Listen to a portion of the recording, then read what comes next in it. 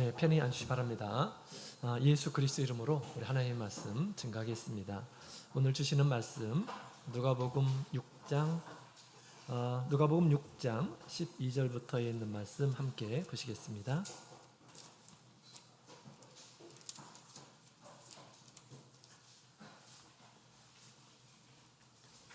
누가복음 6장 우리 12절부터 우리 26절까지 있는 말씀 우리 찾으셨으면 한 구절씩 교독하도록 하겠습니다. 12절 이때 예수께서 기도하시러 산으로 가사 밤이 맞도록 하나님께 기도하시고 밝음의 그 제자들을 부르사 그 중에서 12를 택하여 증하셨으니 곧 베드로라고도 이름 주신 시몬과 및 그 형제 안드레와 및 야고보와 요한과 빌립과 바돌로메와 마태와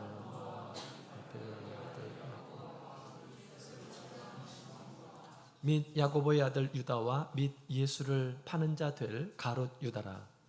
예수께서 저희와 함께 오사 현재 서신 그 제자의 하나님으로 또 예수의 말씀도 듣고 등같이 두려고 사방과 이 두려워하시되 많은 백성도 있더라. 더러운 귀신에게 고난받는 자들도 고침을 얻은지라. 우리가 예수를 만지려고 했으니 이는 능력이 예수를 모든 사람을 낫게 하라. 20절 예수께서 눈을 들어 제자들을 보시고 가라사대 가난한 자는 복이 있나니 하나님의 나라가 너희 것임이요 너희가 부름을 얻을 것이며 이제 오는 자는 복이 있나니 너희가 얻을 것이며 인자를 인하여 사람들이 너희를 미워하며 멀리하고 욕하고 너희 이름을 악하다 하여 버릴 때에는 너희에게 복이 있도다. 그날에 기뻐하고 뛰놀라 하늘에서 너희 상이 큽니다. 너희 조상들이 선지자들에게 이와 같이 하였느니라. 그러나 화 있을진저 너희 부요한 자여 너희는 너희의 위로를 이미 받았도다. 화 있을진저 너희 이제 배부른 자여 너희는 주리로다. 화 있을진저 너희 이제 오는 자여 같이 읽겠습니다. 모든 사람이 너희를 칭찬하면 화가 있도다. 너희 조상들이 거짓 선지자들에게 이와 같이 하였느니라. 아멘. 할렐루야. 네, 즐거운 그리고 복된 안식일입니다. 몸과 마음을 구별해서 우리 하나님께 나오신 우리 모든 성도님들에게 하나님이 주시는 큰 평안과 은총이 함께하기를 원합니다. 자, 우리 지난 시간에 우리 안식일의 주인이라는 제목을 가지고 말씀을 함께 나눴는데요. 그 예배가 끝나고 나서 어떤 분이 이렇게 물으셨습니다. 안식일을 온전히 지키려면 어떻게 해야 될까요? 이렇게 말씀하시는 분이 계셨는데 제 설명이 좀 믿지는 하지 않았는가 이런 생각이 이렇게 들었습니다. 안식일을 온전히 지킨다라는 말은 도대체 무슨 말일까요? 자, 어떻게 안식일을 온전히 지킬 수 있는 것일까요? 자, 우리 지난 시간에 말씀을 드렸던 것처럼 안식일의 주인은 바로 예수님이시다라고 하는 그런 생각을 가져야 되겠습니다. 안식일의 주인은 내가 아니라 예수님께서 주인이시다라고 그렇게 우리가 생각을 해야 되겠습니다. 다른 날들은 주님께서 다 우리에게 주셨어요. 사용권을 우리에게 주셨습니다. 그러나 안식일만큼은 우리에게 사용권을 주지 않았어요. 그래서 우리 안식일은 주님의 날이다 라고 그렇게 생각해야 되겠죠. 그 다음에 왜 하나님께서는 안식일을 정했을까요? 목적이 있겠죠. 목적에 맞게 안식일을 보내면 되는 거죠. 안식일을 우리 하나님께서 왜 만드셨을까? 또 우리에게 뭘 요구하셨을까? 생각하고 그것을 지키면 되겠습니다. 먼저 우리 목적에 맞는 안식일을 보내려면 어떻게 해야 될까요?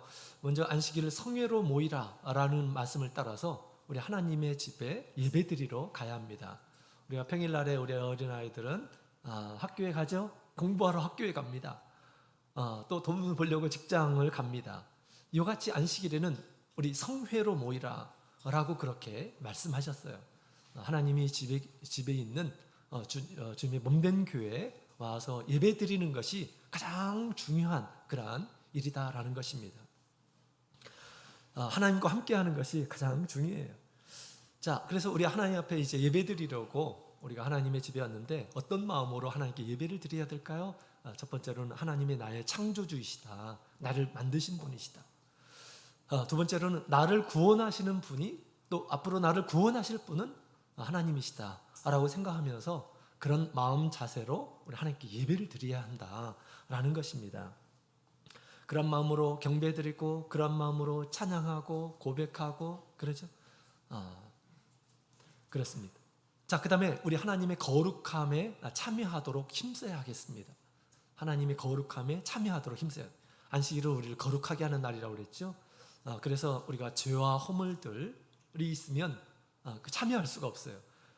그래서 안식일은 우리 하나님께서 우리를 깨끗하게 하시는 날이다라고 생각하고 나의 죄와 허물을 고백하면서 용서함을 받아야 하겠습니다. 예수님께서는 지금도 우리의 화목제물이 되신다 이렇게 얘기하죠. 당신의 피로 우리를 깨끗하게 거룩하게 하신다라고 말씀하고 있습니다. 그래서 우리가 자기의 죄와 허물들을 고백하면서 안식일을 보내야 되겠죠. 또 거룩한 하나님의 말씀을 우리가 들어야 합니다. 거룩한 하나님의 말씀을 계속해서 들어요. 그럴 때 거룩한 진리가 우리 마음에 채워지게 되고 우리 하나님과 교제하게 되는 거죠. 또 거룩한 기도로 충만한 그러한 생활을 안식일에 해야 하겠습니다. 또 거룩한 우리 성도들과 진리와 사랑 안에서 교제함도 주님께서 원하시는 것이에요. 서로 사랑하라 라고 그렇게 말씀하셨죠. 예수님께서 우리 서로에게 서로 사랑하라. 한 사람 한 사람이 주님께서 사랑하시는 이런 사람이기 때문에 함께 한 가족처럼 서로 사랑하라 라고 그렇게 말씀하셨어요. 주님께서 우리에게 주신 뜻이에요. 서로 사랑하라.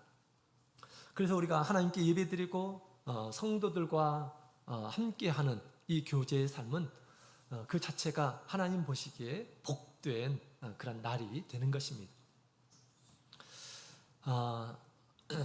이와 같이 우리 주님의 목적에 맞게 안식일에 우리 하나님께 나오시고 또 하나님으로부터 거룩함을 입으시는 우리 성도들이 다 되기를 원합니다.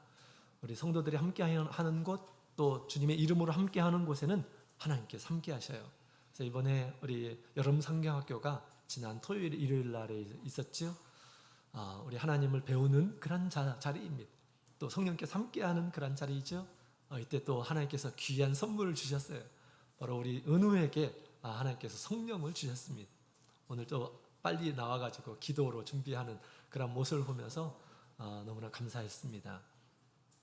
우리 성도들과 함께하는 또 주님께서 함께하시는 이곳은 주님의 복된 자리입니다. 자, 오늘 이 시간에는 복이 있는 제자들이란 제목을 가지고 함께 말씀을 나눌 텐데 오늘 말씀을 통해서 우리가 얼마나 복된 제자인지 또 우리 복이 있는 제자로 살아가는 모습이 도대체 어떤 모습인지 함께 살펴보고 은혜를 얻는 귀한 안식일이 되기를 원합니다. 믿음으로 주님의 말씀을 듣는 모든 사람들에게 주님의 크신 은총이 함께하기를 원합니다. 자, 우리 12절에 있는 말씀을 먼저 읽어보도록 하겠습니다. 12절에 있는 말씀을 같이 읽도록 하겠습니다. 시작. 이때 예수께서 기도하러 산으로 가사 밤이 맞도록 하나님께 기도하시고 아멘. 자, 우리 예수님께서 이때 기도하시러 산으로 가셨다라고 그렇게 말씀을 하고 있죠. 이때라고 한다면 우리 예수님께서 유대인들과 그 안식일로 인해서 변론하는 때입니다. 예수님께서 말씀을 하셨지만 유대인들이 그것을 수긍하고 받아들이고 한 것이 아니라 반감을 가졌어요. 그리고 어떻게 하면 예수님을 죽일까 모의하더라라고 그렇게 이야기를 하고 있습니다. 예수님께서 이런 모습들을 다 아시고 인간적으로 보게 되면 참 억울한 그런 때입니다. 우리 예수님께서 해야 할 말을 하시고 또 살 길을 우리 예수님께서 말씀하시고 복된 그런 길을 제시했지만 그들은 오히려 적대감을 가지고 예수님을 대하려고 했다라는 것입니다. 이때 많은 일한 사람들이 내가 좋은 일을 했는데 사람들이 그렇게 나쁜 그런 반응을 이렇게 보이게 됐을 때 사람들이 이성을 잃게 되고요. 또 감정적으로 대하는 그런 이제 그런 경우들이 있죠. 그다음에 험한 말들을 오고 가기도 하고, 그다음에 험한 행동을 하게 되고, 이렇게 사람들은 그렇게 합니다. 그죠? 내가 호의를 베풀려고 했는데 그 호의를 받아들이지 않고 오히려 더 적대적으로 나에게 나올 때 그런 마음이 생기는 거예요. 감정적으로 그런 마음이 생기는 것입니다. 이럴 때 예수님께서 굉장히 억울해하셨을 때일 것입니다. 또 피조물인 그런 사람들에게 그렇게 당할 때 얼마나 억울하겠습니까? 근데 우리 예수님께서는 이때 어떤 일을 하셨을까요? 무엇을 하셨을까요? 바로 산을 찾으러 가셨다라고 그렇게 얘기하고 있습니다. 왜 산에 가셨을까요? 바람 쐬려고 가신 것일까요? 뭐 마음 추스리려고 이렇게 가신 것일까요? 그게 아니고 기도하러 가셨다라고 그렇게 이야기를 하고 있습니다. 그 산에 가셨다라고 그렇게 얘기하고 있는데 평상시에 늘 가던 그 산에 가셔서 다시 기도하셨다라고 이야기를 하고 있습니다. 이것은 좋은 믿음의 본인 것 같아요. 우리가 평상시에 어떤 억울한 일이 있고 예수님의 상황과 같이 그 다음에 사람들이 나에게 반감을 가지고 또 오해를 당하는 그런 상황 가운데에서 우리가 어떻게 해야 될까? 억울한 일을 당할 때 어떻게 해야 될까? 바로 산으로 가야 한다라는 것을 얘기해 주고 있는 것 같습니다. 산으로 가시기 바랍니다. 특히 억울한 일이 있을 때 산으로 가시기 바랍니다. 자, 우리 예수님께서는 이런 본을 보이셨죠? 우리에게 영원한 피난처이시고 반석이시고 대적이 나의 생명을 원한다 할지라도 하나님께서 우리를 보호해 주시죠. 나를 보호해 주시는 그분을 찾는 일이야말로 가장 시급한 일이다라고 그렇게 생각을 해볼 수가 있죠. 그래서 이런 사람들이 막 분기에 가득 차고 어떻게 하면 예수님을 죽이려고 하고 그런 상황 가운데서 예수님께서는 조용히 기도하러 가셨다라고 그렇게 이야기를 하고 있습니다. 기도하지 않으면 어떻게 될까요? 우리의 마음이 막 흐트러집니다. 우리의 마음도 어떤 악이, 적대감 이런 것들로 가득 찰 수가 있어요. 나를 미워해? 나도 미워해야겠다라는 그런 마음을 갖게 될 수 있고요. 온통한 마음, 또 우리도 나쁜 마음이 우리 마음 가운데 들어올 수가 있게 되는 것이죠. 그러면 이제 나쁜 일을 하게 될 수 있습니다. 나쁜 말을 할 수가 있게 되는 거죠. 우리가 교회 일을 하다 보면 또 그런 오해가 있을 수도 있습니다. 교회 일을 하다 보면 그럴 수 있어요. 우리 대만의 한 집사님 사모님께서 성도들이 큰 오해를 받았다고 하더라고요. 그래서 우리 성도들이 어떤 앞에서 얘기하는 것이 아니라 뒤에서 또 사람들에게 막 수근수근하면서 좋지 못한 풍설들이 막 난무한 가운데 있었습니다. 그러나 전혀 거기에 반응하지 않으시고 우리 하나님을 찾고 하나님께 기도했습니다. 하나님께 한창 기도하는 가운데 우리 하나님께서 그에게 나타나셔가지고 내가 한 모든 일들, 네가 한 모든 일들을 내가 다 안다라고 그렇게 말씀을 해주셨다라는 것입니다. 그것을 본 우리 사모님께서 큰 담력을 이렇게 가졌어요. 사람들이 뭐라고 이렇게 얘기한다 하더라도 하나님 앞에서 떳떳한 자기 자신, 또 자기의 해야 할 일들을 하고 그 다음에 나중에 다 이런 것들이 풀어지게 되었다라고 그렇게 간증하는 것을 듣게 되었습니다. 진실은 다 나중에 다 알려지게 될 것입니다. 우리 성도들이 아름다울 때가 있어요. 성도가 아름다울 때, 애매히 고통을 받을 때 우리 하나님을 생각하며 슬픔을 참는 것은 아름다운 것이다 라고 그렇게 성경은 이야기하고 있습니다. 베드로전서 2장 19절에 있는 말씀이죠. 성도가 아름다울 때, 애매한 고통을 당할 때 하나님을 생각하면서 참고 견디는 것이 성도의 아름다운 모습이다 라고 그렇게 이야기를 하고 있습니다.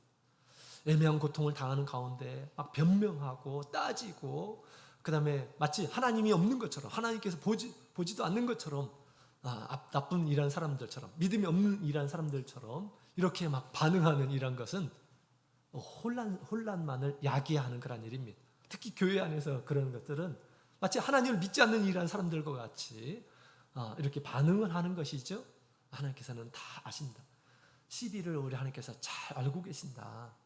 주님께서 밝혀주실 것이다 라고 생각하고 우리가 참고 견디는 가운데 우리 주님께서 이루어주실 것을 기다리면서 있는 이러한 사람들이 현명한 이러한 사람들이고요. 우리 주님께서 때가 되면 다 나타나 주실 것입니다. 자, 우리 예수님께서는 이와 같이 하실 말씀을 하시고 우리 대적자들의 이 분노 가운데서도 전혀 아랑곳하지 않고 우리 산에 가셔서 기도하셨다라고 그렇게 얘기합니다. 기도하는 가운데 어떤 일이 생길까요? 기도하게 되면 마음이 차분해져요. 막 감정적인 이런 것들이 싹 사라지게 됩니다.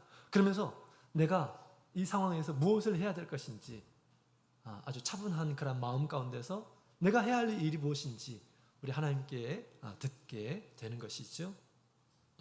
그래서 우리 예수님께서 밤이 맞도록 기도하시는 가운데 오래 하나님과 교제를 하는 가운데 감정이 조절되고 해야 할 일들을 알게 되었습니다.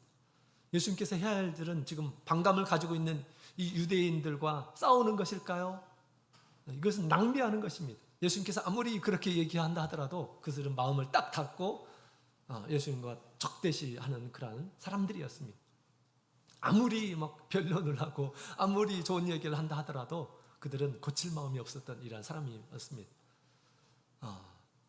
우리 예수님께서는 그것으로 시간 낭비하지 않았어요. 예수님께서는 당신이 해야 할 일들을 분명히 하시고 그 일을 위해서 기도하시고 그 일을 위해서 준비하시는 그런 모습을 보게 됩니다. 여러분, 우리 예수님께서 이 세상에 오신 이유가 뭘까요?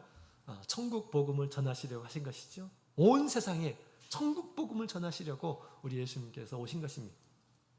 이제 기도 후에 예수님께서 하실 일을 분명히 하시고 이제 날이 새자 예수님께서 그 일을 하시는 것을 알게 됩니다. 자, 13절부터 16절까지 있는 말씀, 13절부터 16절까지 있는 말씀을 보게 되면 우리 예수님께서 사도를 부르시는 장면이 나옵니다. 13절 같이 읽겠습니다. 시작. 밝음에 그 제자들을 부르사 그 중에서 12를 택하여 사도라 칭하셨으니 아멘. 자, 우리 예수님께서 이제 사도들을 선택하시는 그런 장면이 나오죠. 천국 복음을 전하는 일을 위해서 지금 이 일을 행하시는 것을 우리가 보게 됩니다. 많은 제자들 가운데서 그 중에 12명의 사도를 세우셨다라고 그렇게 얘기합니다. 여기 보면 이 제자라고 하는 그런 말이 있죠. 제자는 예수님을 따르는 사람들, 예수를 믿는 이런 사람들을 제자라고 이렇게 볼 수가 있습니다. 근데 사도는 조금 다른 개념이에요. 사도는 이 제자라고 하는 것은 부른 자들이에요. 하나님께서 부른 자들. 이 부른 자들은 특별한 자들이 아니에요. 특별한 자들이 아니고 특별한 선택이 아닙니다. 이 복음으로 우리 세상에 있는 모든 사람들을 초대하고자 하는 것이 우리 하나님의 뜻이에요. 구원하시려고 하는 것이 하나님의 뜻이죠. 천국잔치에서 우리 모든 사람들을 그 잔치에 부르셨다라고 그렇게 성경이 얘기하고 있는데, 자, 거기 이 부름에 응답하는 이런 사람들이 바로 제자들인 것입니다. 제자들이에요. 모든 사람들을 우리 하나님께서는 부르시기를 원하십니다. 자, 그런데 우리 예수님께서 그들 가운데서 특별히 사도라고 일컫는 이런 사람들을 또 세우시는 그런 장면이 나옵니다. 이 사도라고 하는 그런 말은 보내심을 받은 자라고 하는 그런 뜻입니다. 이 제자는 부르신 자, 다시 말하면 콜링이라고 이렇게 얘기한다면, 사도라고 하는 이런 사람들은 이제 샌딩이라고 보내심을 받은 자라고 하는 그런 뜻이에요. 그 중간에 뭐가 있겠습니까? 부르시고 보내려면 그 중간에 뭐가 있겠어요? 그 중간에 제자 훈련이라고 하는 것이 있는 것입니다. 예수님께서 제자를 부르시고 그들을 훈련시키십니다. 천국 복음을 경험하게 하시죠. 그리고 천국 복음을 경험한 이런 사람들이 그 진리와 그 권세를 가지고 우리 예수님께서 그들에게 주셔서 그들로 하여금 세상에 보내어서 예수님께서 사람들에게 복음을 전하듯이 이 사도들을 통해서 복음을 전하시려고 하셨던 것입니다. 물론 사도를 부르시고 나서 이제 그들을 훈련시키시죠. 그들과 늘 함께 하시면서 그들을 훈련시키셨어요. 왜? 보내시기 위해서. 3년 동안 우리 예수님께서는 그들과 함께 하시면서 동행하시면서 끊임없이 훈련시키신 것이죠. 왜? 보내시려고, 세상에 보내시려고 하신 것입니다. 그래서 우리 옛날에 우리 예수님께서는 이 12명을 세우셨던 것이죠. 베드로와 안드레, 야고보, 요한, 빌립과 바돌로메, 그 다음에 마태, 도마, 그 다음에 야고보와 시몬, 그 다음에 유다, 그리고 가롯 유다, 예수님을 판 가롯 유다도 우리 주님께서 세우셨습니다.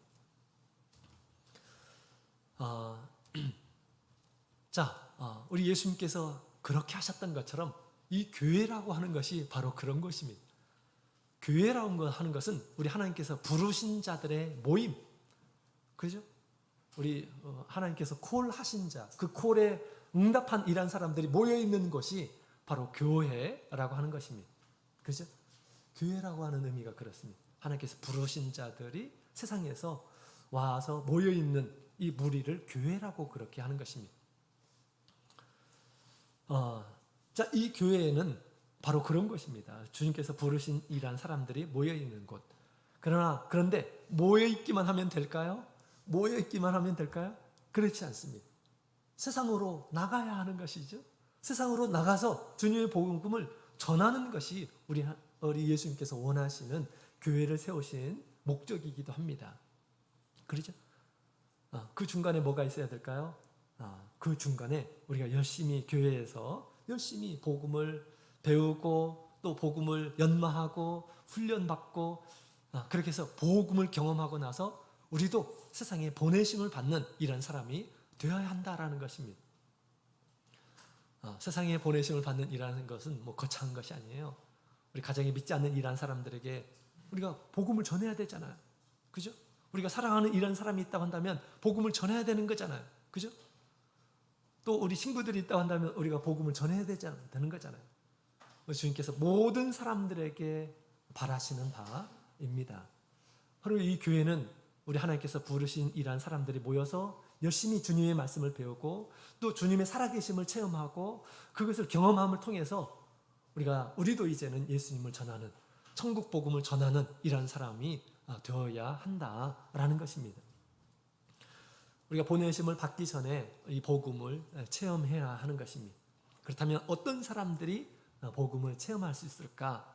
어떤 사람들이 복이 있는 것일까라는 것을 오늘 말씀을 통해서 우리에게 가르쳐주고 있는 것입니다. 주님을 믿는 이런 제자로서 이런 사람은 복이 있고 이런 사람이 복이 없는 이런 사람이 있음을 우리 예수님께서는 가르쳐주고 있어요. 오늘 산상수훈에 있는 말씀, 우리 마태복음에는 삼상수훈이지만 누가복음에는 평지설교다라고 그렇게 표현하고 있죠. 조금 다르죠? 마태복음에 있는 말씀도 사실은 여러 가지 각종 다양한 장소에서 주셨던 그런 말씀을 이렇게 수집해가지고 이렇게 기록해 놓는 그런 말씀입니다. 우리 하나님의 부르심을 받은 이 제자들이 복이 있는 이란 제자들이 있어요. 복이 있는 이란 사람들. 이런 복이 있는 이란 사람들이 복을 받고 나중에는 이제 이 복음을 전하는 이란 사람이 될 것임을 우리에게 가르쳐주고 있는 거죠. 자, 그러면 어떤 사람들이 복이 있는가라는 것을 우리 예수님께서 잘 가르쳐 주셨습니다. 자, 먼저 우리 20절부터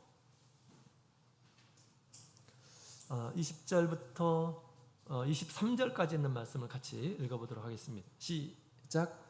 예수께서 눈을 들어 제자들을 보시고 가라사대 가난한 자는 복이 있나니 하나님의 나라가 너희 것이며 이제 줄인 자는 복이 있나니 너희가 배부름을 얻을 것이며 이제 우는 자는 복이 있나니 너희가 웃을 것이며 인자를 인하여 사람들이 너희를 미워하며 멀리하고 욕하고 너희 이름을 악하다 하여 버릴 때에는 너희에게 복이 있도다. 그날에 기뻐하고 뛰놀라 하늘에서 너희 상이 큼이라. 저희 조상들이 선지자들에게 이와 같이 하였느니라. 아멘. 자, 이 말씀이 저와 여러분의 삶 가운데 온전히 이루어지기를 주님의 이름으로 축원드립니다. 여러분, 우리 예수님께서 이 복이라고 하는 그런 설교는 믿지 않는 이란 사람들에게 주신 말씀이 아니에요. 믿지 않는 사람들에게 준 것이 아니라 제자들, 예수님을 믿으려고 따른 이란 사람들, 예수님을 찾는 이란 사람들에게 우리 예수님께서 주신 말씀이에요. 예수님을 믿고 따르는 이란 사람들, 복이 있는 이란 사람이 어떤 사람인가? 라는 것을 지금 가르쳐주고 있죠. 그래서 네 가지의 복된 이란 것과 또 화를 당하게 될, 예수님을 믿지만 화를 당하게 될 네 부류를 또 이야기해 주고 있습니다. 예수님을 믿으면서 우리가 화를 당해서는 안 되잖아요. 그죠? 복을 받는 이란 사람이 대합니다. 복을 진정으로 받고 누리는 이란 사람들은 복음을 체험하게 됩니다. 예수님께서 주시는 권세와 능력을 맛보게 되는 이란 사람입니다.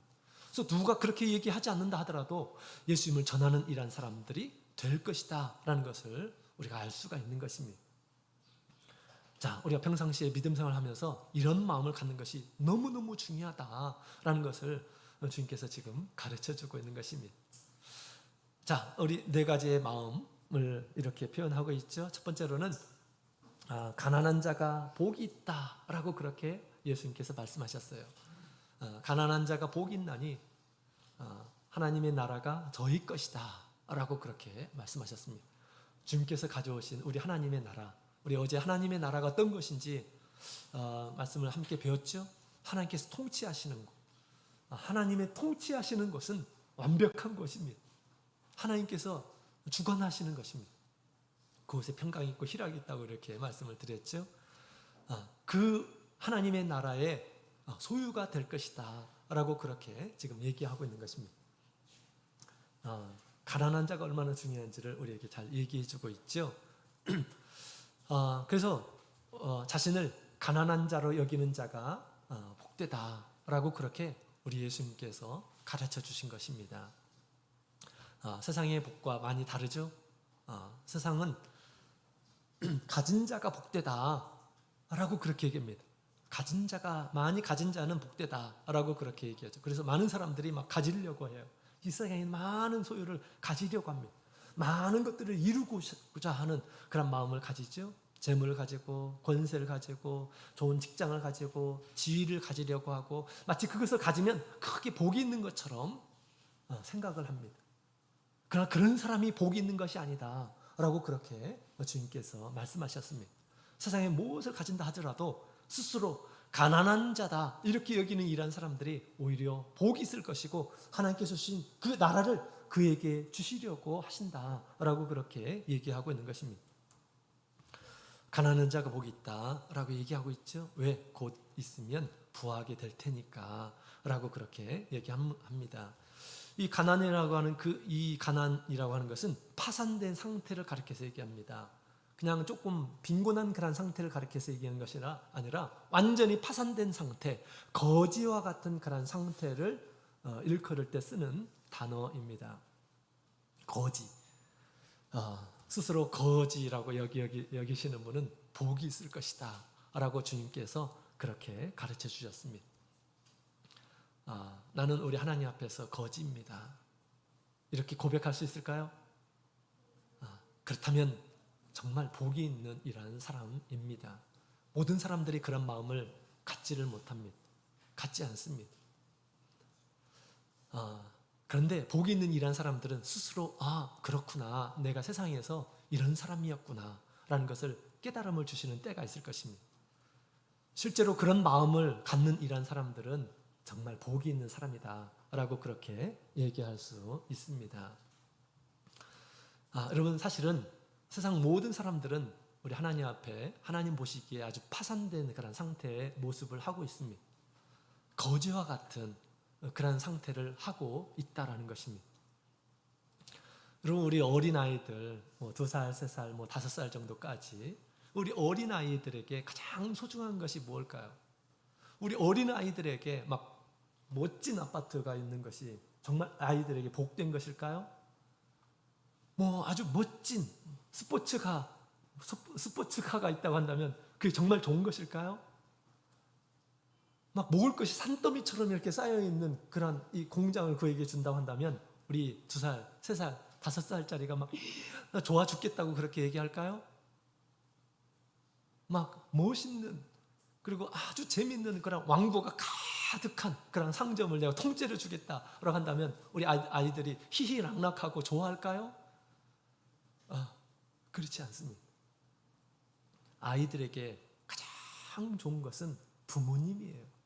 나의 아버지, 나의 어머니, 나의 아버지가 있고 나의 어머니가 있고 하면 모든 것들을 나의 부족한 모든 것들을 부모님이 알아서 챙겨주는 것입니다. 그죠? 우리 어린아이에게 있어서 우리 부모님은 절대자와 같은 것입니다. 그죠? 그렇습니다. 우리 하나님 보시기에 우리는 사실은 어린아이와 같은 그런 존재입니다. 하나님 보시기 그래요. 우리의 능력과 지혜, 뭐 우리가 가지고 있는 소유, 하나님 보시기에 얼마나 유치한 그런 지혜인지 모릅니다. 우리가 가지고 있는 것 아무것도 아니에요. 하나님 보시기에. 우리 하나님 앞에 우리 인생의 모습은 하나님을 떠난 우리 마치 어린아이가 부모님을 떠난 것 같은 그런 상태이다라는 것입니다. 거기서 집이 있다고 해서 좋아하고 무슨 차가 있다고 해서 좋아하고 뭐 좋은 직장이 있다고 해서 좋아하고 이게 진짜로 좋아하는 것일까요? 이것이 진짜 좋은 것일까요? 이것들이 나의 생명을 보장할 수 있을까요? 우리 생명을 보장할 수 있을까요? 엊그저께 비가 엄청나게 왔죠. 우리 매스컴을 통해서 수도권에 얼마나 물바다 있는지 다 보셨을 것입니다. 멋진 차들도 다 침수가 돼가지고 못 쓸 그런 것이 되었습니다. 아마 이전에 좋은 차를 사놨으니 얼마나 좋. 그러면 행복감에 젖어 있는 이런 사람들도 있었을 것입니다. 그죠? 세상에 있는 것들은 금방 사라지게 될 이런 것들이에요. 나의 생명을 담보할 수 있는 것이 아닙니다. 멋진 건물이 나의 생명을 담보할 수 있을까요? 그렇지 않죠. 전쟁이 일어나면 이게 다 없어지는 것입니다. 우리가 기대고 의지하고 우리가 좋은 것을 여기고 하는 것들은 사실 그냥 허상에 불과한 우리 생명이 있는 동안 나의 생명을 붙잡아 줄 수 있는 것이 아니다라는 것입니다. 그죠? 근데 많은 이런 사람들이 거기에 마음을 두고 있어요. 다른 사람들과 조금 더 많은 가지고 있는 것으로 스스로 자기가 복된 이런 사람인 줄로 착각하고 있는 이런 사람들이 얼마나 많이 있습니까? 나의 창조주, 나의 생명의 구주를 잊어버리고 나서 그것으로 안주하는 그러한 인간의 어리석은 그런 모습을 보게 됩니다. 사실은 우리는 에덴 동산에 쫓겨난 우리 아담과 하와와 같이 우리는 이 세상에 오면서 태어나면서부터 나의 생명의 주가 누구인지, 나를 살려주시는 분이 누구인지, 나를 구원해 주시는 분이 누구인지 전혀 모른 채 우리가 살아가고 있는 거지와 같은 아주 불쌍한 그런 존재임을 우리는 꼭 기억해야 되겠습니다. 때로는 우리 하나님께서 은혜를 주시려고 그런 분들이 계시더라고요. 내가 가지고 있는 모든 소유들을 다 빼앗아가는. 그래 나중에 하나님께서 나를 보호해 주시지 않으면 내가 소유할 수 있는 것은 아무것도 없구나라는 것을 생각나게 하시는 그런 하나님의 은혜를 체험하시는 분도 계시더라고요. 그래서 정말 가난하게 하시고 우리 하나님을 소유함으로 예수님을 소유함으로 모든 것을 갖도록 하게 하시는 우리 하나님의 놀라운 은총인 것 같아요. 자, 그래서 우리는 나는 다른 것이 없어도 살 수 있지만 하나님이 없으면 예수님이 없으면 살 수 없는 이런 사람입니다 라고 고백하는 이런 믿음의 소유자가 다 되시기를 원합니다. 사실 우리 예수님만 있으면 모든 것들이 다 사라지게 됩니다. 그죠? 예수님 하나님만 소유하게 되면 모든 것들이 다 정리가 돼요. 그죠? 세상의 주인이시잖아요. 나의 생명의 주인이고. 그죠? 하나님이 없는 이런 사람들은 정말 가난한, 정말 파산된 이런 사람과 마찬가지가 되는 것입니다. 그러나 세상에 많은 것이 부족하다 할지라도 하나님을 소유한 이런 사람들은 이제 행복한 사람이에요. 하나님이 얼마든지 해줄 수가 있거든요. 그죠? 그래서 스스로 가난하게 여기는 이러한 사람들은 복이 있을 것이다. 하나님께서 그 10년 가운데 또 그의 삶 가운데 하나님으로 인해서 부유함을 얻게 될 테니까. 근데 많은 이러한 사람들이 세상에 이 가지고 있는 이러한 사람들은 예수님을 찾지 않아요. 하나님을 찾지 않는 그런 모습을 보게 됩니다. 이것은 진정한 복이다. 이건 복이 아닌 것이죠. 자, 우리가 생명의 주를 찾듯이 가난한 그런 마음으로 생명의 주를 찾듯이 예수님을 찾는 이러한 사람들은 복이 있는 이러한 사람입니다. 나의 생명의 주 되신 우리 하나님을 찾는 것, 이것은 또 나의 구주를 만나는 것, 이것은 정말 아주 거룩한 그러한 그 만남이 되는 것입니다. 땅과 하늘의 모든 권세를 가지신 분, 또 나를 지극히 사랑하시는 그 분을 만나는 것은 너무나 기쁜 그런 체험이 되는 것이죠. 이 베드로가 헛땅친 날 우리 예수님의 말씀에 겸손히 아무것도 잡지 못한 그런 상태에서 예수님의 말씀이 이렇게 임하게 되었을 때 예수님의 말씀을 겸손하게 가난한 그런 마음으로 예수님을 따르게 되었습니다. 그랬더니 우리 예수님께서 주신 말씀을 따라서 금을 내리니까 엄청난 고기를 잡게 되었습니다. 하나님의 나라의 부유함을 체험을 하게 됐던 것이죠. 예수님께서 하시게 되면 이와 같이 놀라운 일들을 경험하게 됩니다. 예수님을 의지하지 않으면 그냥 자신의 한계가 있는 그런 지혜와 능력 이것으로 끝이 나는 것입니다. 그러나 예수님을 의지하게 되면 세상에서 경험하지 못한 것들을 경험을 하게 된다는 것이죠. 그렇죠? 하나님의 나라의 부유함을 경험하고 나서 이제 베드로가 어떻게 합니까? 자기의 모든 것들을 다 뒤로하고 예수님을 전적으로 따르는 이러한 사람이 됩니다. 또 하나님의 나라를 자신의 삶을 통해서 이제 전하는 이러한 사람이 되는 것이죠. 그죠? 자기 스스로를 가난하게 여기기 때문에 우리 예수님께 말씀을 들었고 또 예수님의 말씀을 따라서 큰 부유함을 경험을 했던 것이죠. 자, 그래서 가난한 자가 우리 하나님 앞에서 가난한 자가 늘 이와 같이 복이 있을 것임을 얘기하고 있고요. 그리고 하나님의 나라의 이제 소유가 될 것임을 얘기해주고 있습니다. 자, 그다음에 두 번째로는요, 줄인 자는 복이 있다라고 그렇게 얘기했죠. 우리 하나님 앞에 스스로 나는 줄여 있는 자다, 배고픈 자다라고 여기는 이러한 사람들은 복이 있다. 왜? 하나님께서 이제 곧 그 배고픈 마음을 채워주실 테니까, 배부르게 해주실 테니까 복이 있는 것이다라고 그렇게 가르쳐주고 있습니다. 굶주린 모습으로 예수님께 오는 이러한 사람들은 우리 예수님께서 긍휼을 베풀어 주십니다. 그래서 오병이어의 기적을 행하실 때도 굶주리고 있는 이러한 사람을 보면서 우리 예수님께서 큰 이적 기사를 행하시면서 그들로 하여금 배부르게 하셨던 것이죠. 그죠? 예수님 앞에 배고픈 모습으로 나오는 이러한 사람들, 우리 예수님께서는 귀한 것을 주십니다. 그러나 여기서 배고픔이라고 하는 것은 뭐 육신의 배고픔도 있겠지만 심령의 배고픔도 있는 것입니다. 심령의 배고픔. 마태복음에 보면 의의 줄인 자라고 그렇게 나와 있죠. 의의 말씀으로 영혼이 굶주림을 가지고 예수님께 나와서 예수님께 구하는 이러한 사람들에게 예수님께서 부유함을 주신다라고 그렇게 이야기하고 있는 것입니다. 생명의 말씀으로 체험을 받게 될 것이다 라고 그렇게 얘기합니다. 의의 줄인 그런 상태. 내가 이 세상에서 한 번 와서 사는 세상인데 내가 무엇을 해야 될지, 내가 하나님 앞에서 내가 무엇을 해야 될지, 어떻게 사는 것이 의로운 삶일까? 내 양심으로는 내가 이렇게 살면 안 되는데 내가 어떻게 살아야 될까?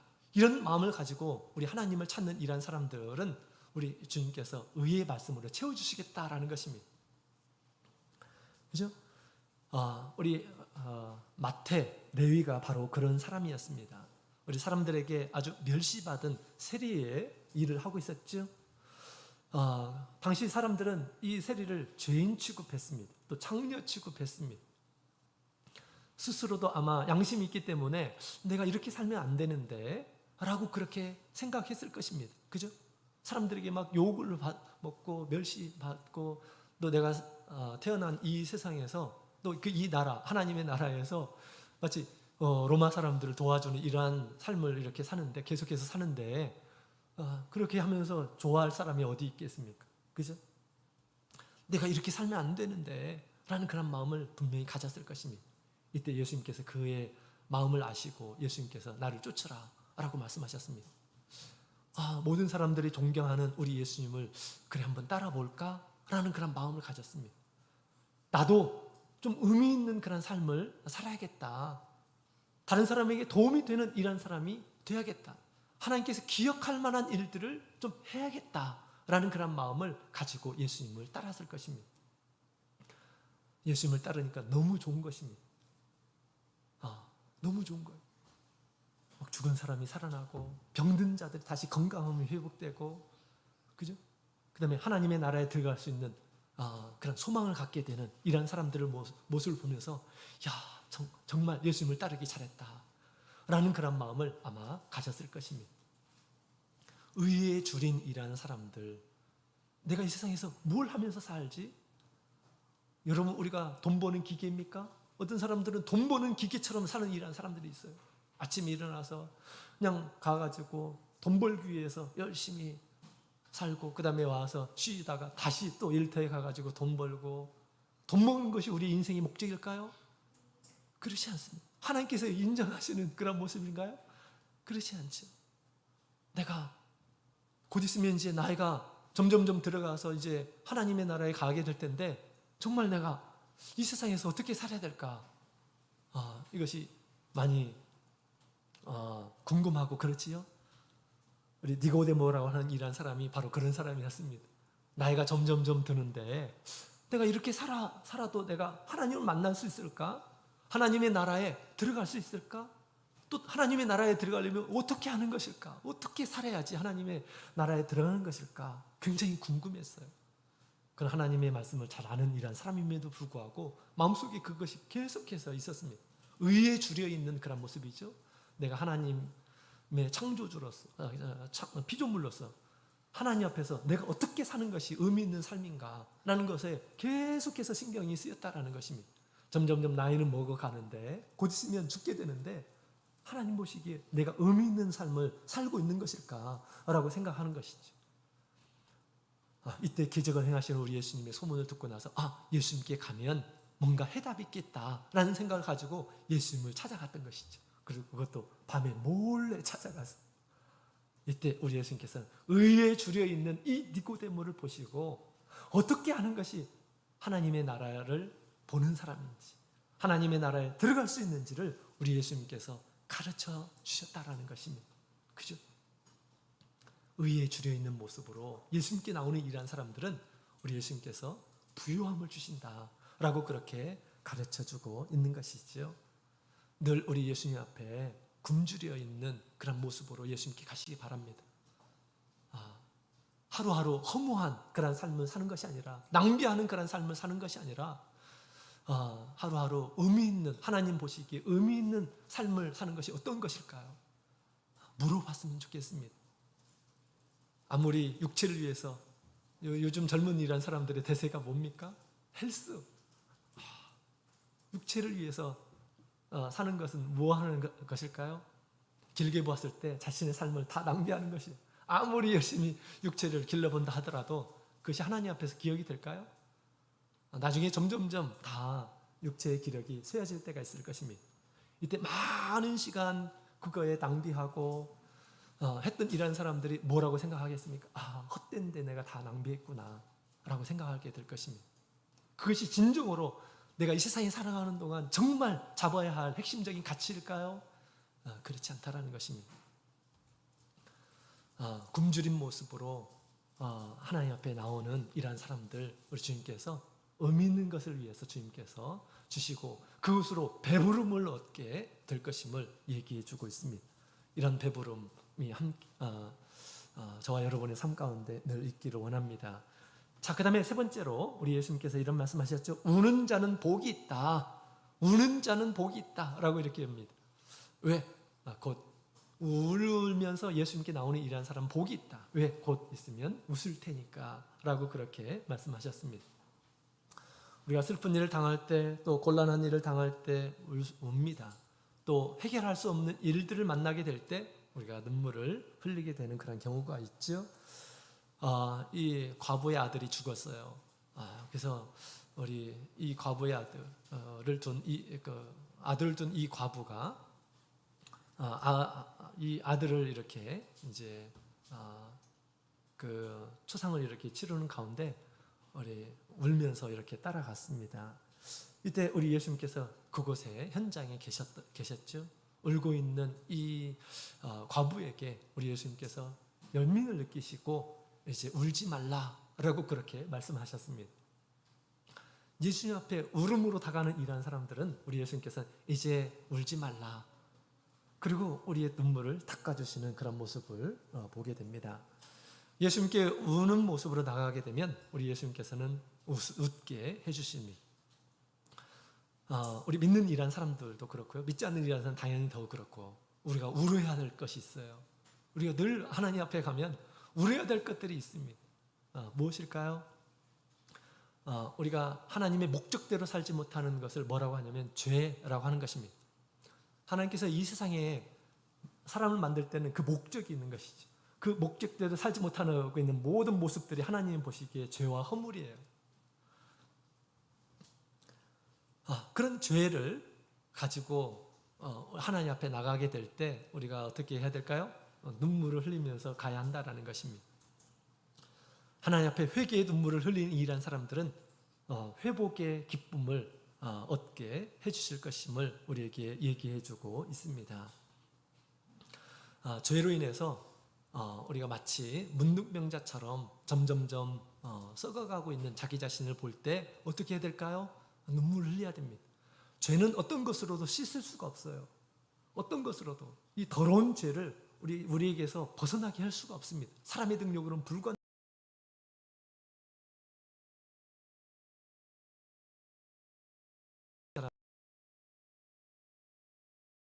비누로 씻는다 하더라도 이게 씻겨집니까? 씻겨지지 않아요. 우리가 사사하게 짓는 그런 죄들은 다 우리에게 다 남겨져 있어요. 영적인 자기의 모습에 두루마리에 다 흠과 점으로 다 가득합니다. 그것이 점점점 시간이 되게 되면 더 많이 막 붙어 있겠죠. 하나님 보시기에 아주 더러운 모습으로 가득할 것입니다. 어떤 것도 씻어낼 수가 없습니다. 그럴 때 나중에 그 죄로 자기가 심판을 받는 것을 이렇게 생각한다면 어떻게 해야 될까요? 당연히 울면서 하나님 앞에 나가야 되는 것입니다. 그죠? 또 중풍병자처럼 점점점 마비되는 이런 상황을 우리가 경험한다면 우리가 당연히 우리가 울면서 우리 하나님 앞에 나가야 하는 것입니다. 울면서 우리 예수님 앞에 나가는 이러한 사람들은 우리 예수님께서 죄를 깨끗하게 씻어주십니다. 예수님께서 우리의 죄를 씻어주시려고 오셨어요. 근데 울지 않는 이러한 사람들은 자기의 죄를 발견하지 못했다고 하는 것 뜻이고요. 자기의 죄를 발견했음에도 불구하고 울지 않는 이러한 사람들은 우리 예수님을 믿지 않는다라는 그런 증거가 되는 것입니다. 우리가 예수님 앞에 회개하지 않게 되면 그 죄는 예수님 앞에 다 드러나게 될 것입니다. 부끄러움으로 드러나게 될 것입니다. 부끄러움으로 드러나기 전에 우리가 예수님 앞에 눈물로 가야 하는 것입니다. 그런 사람들이 예수님께서 깨끗하게 씻어주시고 거룩하게 깨끗하게 빨아주시고 거룩한 하나님과의 회복을 주님께서 준비해 주시는 것입니다. 그래서 우리가 늘 예수님 앞에 울음으로 가는 양심에 하나님의 말씀에 저촉되는 것을 우리가 발견한다면 끊임없이 예수님 앞에 이렇게 우는 모습으로 가야 하는 것입니다. 나중에 마지막으로 우리 네 번째로는 우리 예수님을 믿을 때 핍박을 당하는 자는 복이 있다라고 그렇게 말씀하시죠. 예수를 믿는 것으로 핍박을 당하는 이것은 복이 있다. 나중에 큰 칭찬을 받게 되고 상을 얻게 될 것이다 라고 그렇게 이야기하고 있습니다. 예수님 믿는 것 때문에 미워함을 당하고 멀리함을 당하고 욕을 당하고 버림당하는 이란 사람들은 복이 있다 라고 그렇게 얘기합니다. 기뻐하고 뛰놀라 너희 상이 큽니다 라고 그렇게 얘기합니다. 우리 의를 행하는 가운데 우리가 핍박을 당하는 것은 우리 믿음이 있다라고 하는 그런 증거예요. 믿음이 있음을 증명하는 것입니다. 이런 사람들이 복이 있다라고 그렇게 얘기하는 거죠. 그죠? 그러나 모든 사람들의 칭찬받는, 믿지 않는 이러한 사람들에게도 칭찬받는 이러한 사람들은 화가 있을 것이다. 그것은 진정한 믿음이 아닐 수가 있다라는 것입니다. 우리 코로나 시절에 사람들이 뭐라고 합니까? 믿지 않는 이러한 사람들이 뭐라고 합니까? 이런 시국에 무슨 예배를 드린다고 하느냐라고 그렇게 얘기합니다. 예배를 폐하라라고 그렇게 얘기합니다. 하나님의 뜻일까요? 믿지 않는 이러한 사람들의 뜻입니다. 그렇죠? 우리가 만약에 예배를 폐하고 한다면 믿지 않는 이러한 사람들은 박수를 칠 거예요. 야, 정말 사랑이 있구나. 사랑이 있다. 감염을 시키지 않고 하기 때문에 얼마나 칭찬을 하겠습니까? 그죠? 정부 시책이 정말 잘 따라주는구나라고 하면서 칭찬을 하게 될 것입니다. 그러나 우리 하나님의 말씀의 잣대로 보면 뭘까요? 타협하는 것이에요. 안식일을 지키지 않는 것입니다. 그죠? 예수님 때문에, 예수님 믿는 것 때문에, 하나님의 말씀 때문에 그런다 할지라도 우리가 예배를 드리는 것을 소중하게 여기고 하나님의 집을 찾는 것을 소중하게 여기고 아무리 미움을 받는다 하더라도 핍박을 받는다 하더라도 그것이 우리 예수님에 대한 믿음이라고 한다면 핍박을 당하는 이라는 것이 오히려 복이 있다라고 그렇게 우리 예수님께서 가르쳐 주시는 것입니다. 그죠? 이것은 우리 예수님을 믿는다라고 하는 증거이고요. 또 믿음의 인정을 받게 되는 것이기 때문에 그렇습니다. 자, 이와 같이 우리 예수님 앞에 믿음 생활을 하면서 이런 사람들이 복이 있음을 우리 예수님께서 가르쳐 주고 있죠. 그러나 예수님을 믿는다고 하면서 이렇게 사는 이러한 사람들은 화가 있을 것이다 라고 그렇게 이야기를 하고 있습니다. 첫 번째로 부요한 자는 화가 있을 것이다 라고 얘기하고 있습니다. 당연히 여기서 말하는 것은 예수님 없이 부요한 자를 말하는 것입니다. 예수님을 잘 믿지도 않는데 부요한 이러한 사람들은 예수님 없이 부요한 자입니다. 그죠? 이런 자들은 이제 가난하게 될 것이다 라고 그렇게 말씀을 하시는 것입니다. 또 배부른 자는 화를 당하게 될 것이다 라고 그렇게 얘기하고 있습니다. 하나님 앞에 의로운 그런 행위가 하나도 없는데 마치 부요한 것처럼 배부른 것처럼 이 정도 살면 됐지 라고 하는 이런 사람들은 화가 있을 것이다 라고 그렇게 얘기하고 있습니다. 의가 무엇인지, 하나님께서 나에게 요구하시는 것이 무엇인지 전혀 모르면서 배부른 이것은 자기를 속이는 것이죠. 자, 그 다음에 또 웃는 자들은 화가 있을 것이다 라고 그렇게 얘기합니다.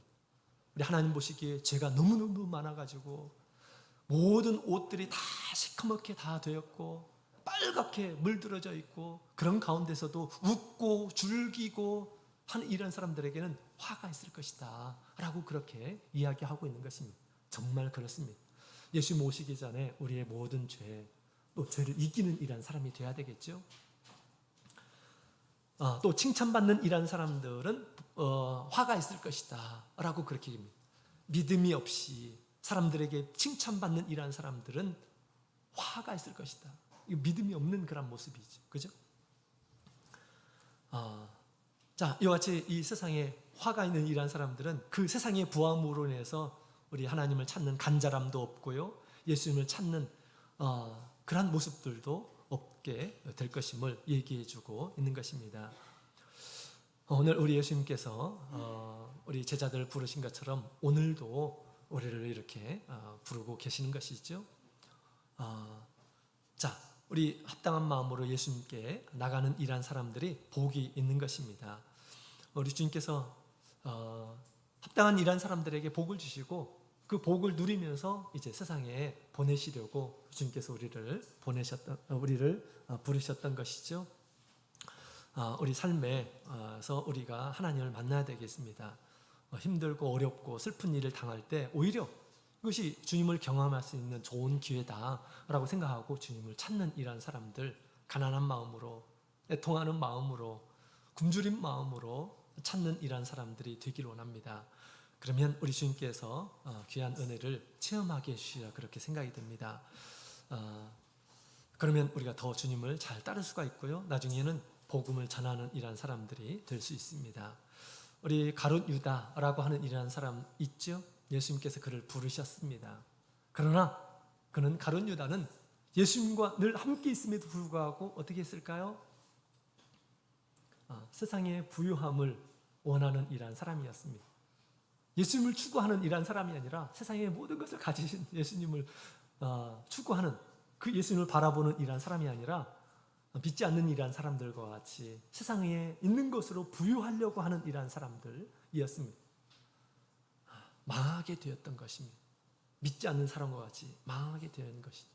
예수님께서 거룩한 손으로 택하심을 받은 이런 사람임에도 불구하고, 그죠? 추구하지 않았어요. 복된 그런 제자가 아니었습니다.